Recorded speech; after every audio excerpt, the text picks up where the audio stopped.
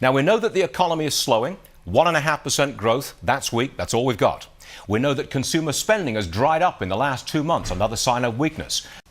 163,000 jobs added and the unemployment rate increases to 8.3%. Stuart, a strange phenomenon here to be explained by simply two different surveys, two different groups of people. So job increases of 163,000 and the unemployment rate increases to 8.3%, Stuart. You're right, Rich. That is extraordinary news in itself. We were not I don't think any analyst was looking for 163,000 jobs. That is still a relatively weak jobs report.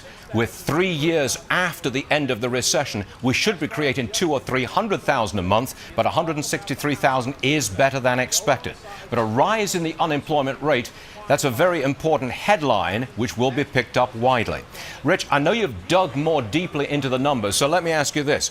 What is the so-called real unemployment rate? I believe the technical name is U6. What's that now?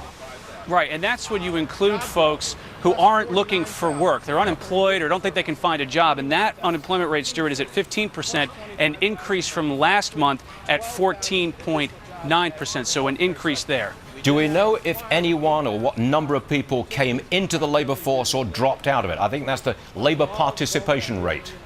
Right, and then, Stuart, is another strange number here. When you put them all together, the labor force decreases by 155,000. That's not a good number.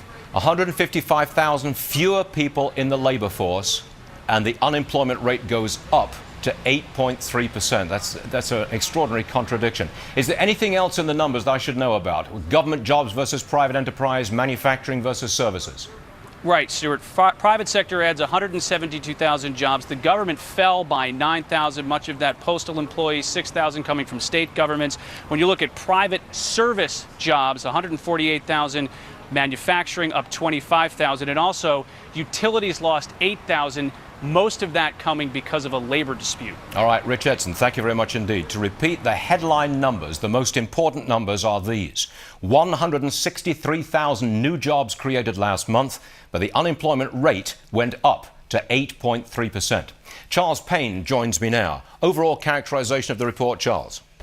Sigh of relief. Matches the ADP report earlier in the week, which was better than expected. Listen, when we came into the week, consensus was 100,000. So 163,000, we break out the confetti and the balloons. You made the point earlier, though, with respect to a regular recovery that we've experienced in America. This is a woefully low number, but it's good enough that right now equity futures, the stock market looks like it's going to have a pretty robust opening, but there's still a whole lot of contradictions. And by the way, the June number was revised even lower. So let's keep in mind that there could be some, anxiety about sharing this number until we get it revised once again. I think the administration, we've not heard their response yet, of course, because the number's just been released. I think the administration will pick very strongly on the plus in the number of jobs created, 163,000. But you're still going to explain a rise in the unemployment rate, 8.3%, 3 months before the election. That's not good news. That's not good news. I think this points to one thing, though, Stuart, that, we keep debating what kind of economy we should have, and the president keeps talking about building one that's built to last.